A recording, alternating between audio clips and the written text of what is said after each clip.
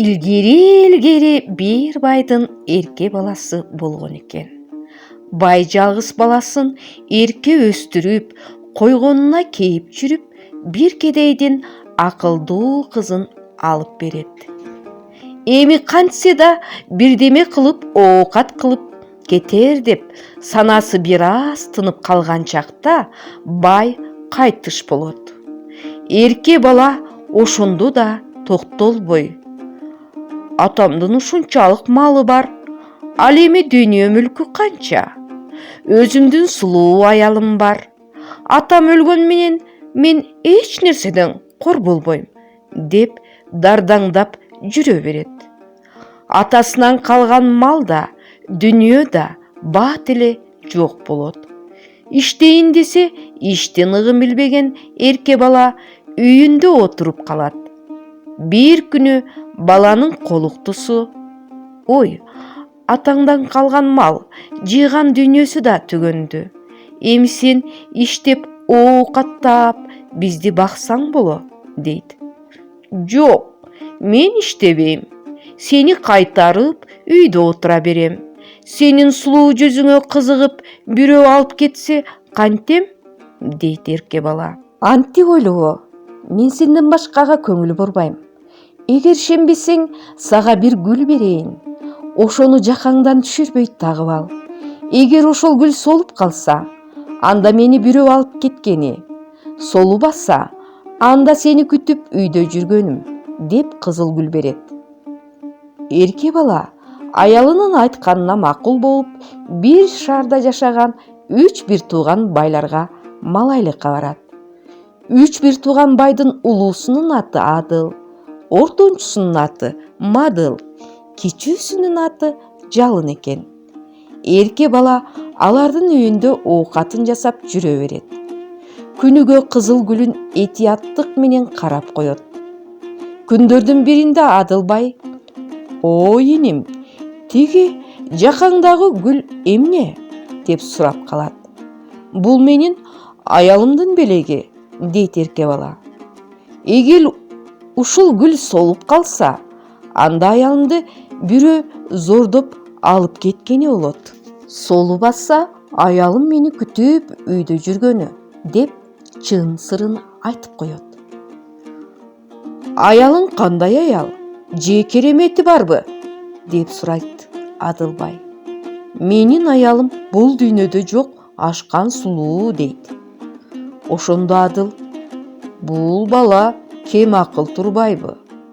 Андан көрө мунун үйүнө барып, аялын бузуп, байлыктын күчү менен болсо да алайын», деген жаман ойго кетет. Бир топ күн өткөрүп Адыл келиндин үйүнө келет. Аны баланын келинчеги жакшынакай кабыл алып, коюн союп, мейман кылат. Жатаар малда эшиктеги баланы чакырып: «Меймандын атын жайлап кой», деп буйрук кылат. «Атты кандайча жайлайм?» деп сурайт бала. «Атты алабаканга аса байла, 4 туягы булганып, конок капа болбосун, 4 туягын сыйпалай таза байла», дейт баланын келинчеги. Аялдын сөзү атты таза союп, этин алабаканга илип кой дегени, 4 туягын тазала дегени, терисин жайып туздап кой деген экен. Дагы бир аз убакыттан кийин келин баланы чакырып: «Куш коңгуроо чалбасын, муну байка», дейт. Анысы болсо эшикти каңгыратып дабыш бер деген экен. Бала атты жайлай болуп эшикти кагат. Ошондо келин конокко: «Кокуй, конок аке, айып этпей тура кал. Кайненем катуу киши эле, каарданып келе жатат», деп үйдүн таманына казылган ордун оозун ачат. Коркуп кеткен бай орого түшүп, чуңкурдун түбүндө калат. Келин дароо ордун оозун мыктап бекитип салат. Тынч жатып уктайт. Ошо бойдон конок эшикке чыкпайт. Эртең менен эрте таң агарып атканда, тараза жылдыз батканда келин ороонун оозун ачып, бул да сиздин насибиңиз деп 2 сындырым нанды таштайт. Андан кийин эрке баланын жакасына тагылган гүлдүн сырын сурап билген. Мадылбай да, Жалынбай да келинге келип, үчөө бир чуңкурга түшүп калышат. Ошентип акылдуу келин үчөөнүн тең сазайын берет. Күндөрдүн биринде эрке бала иштеп таап келген окатты жок кур алакан үйүнө келет. Тапкан окатың кана? Деп сурайт келинчеги. 1 жыл бою талаалап иштеп жүрдүң. 1 тыйын пул тапкан жоксуңбу? 3 байыңдын өзүн же өлүгүн көрсөтөйүнбү? Дейт. Кой, алардын өлүгүн эмне кыласың? Өзүлөрүң көрсөт, дейт бала. Өзүлөрүң көрсөтсөм, түбү өзүңө зыян болор, деп келин айтса, эрке бала кежирленип оордун оозун ачса, баягы 3 байы отурат. Аларды оордон чыгарып алат. Ошондо байлар: «Биздин аттарыбыз кайда?» деп келинден сурашат.